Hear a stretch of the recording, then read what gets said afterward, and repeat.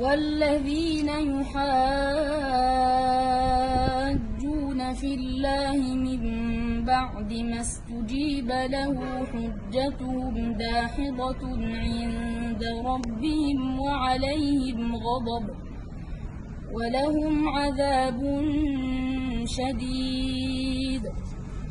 الله الذي أنزل الكتاب بالحق والميزان وما يدريك لعل الساعة قريب.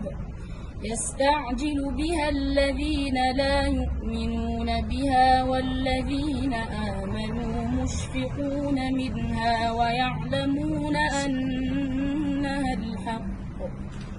ألا إن الذين يمارون في الساعة لفي ضلال بعيد.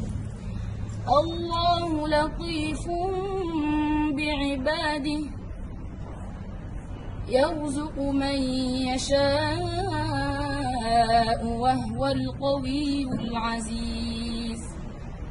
من كان يريد حرث الآخرة نزد له في حرثه ومن كان يريد حرث الدنيا نؤته منها وما له في الآخرة من نصيب.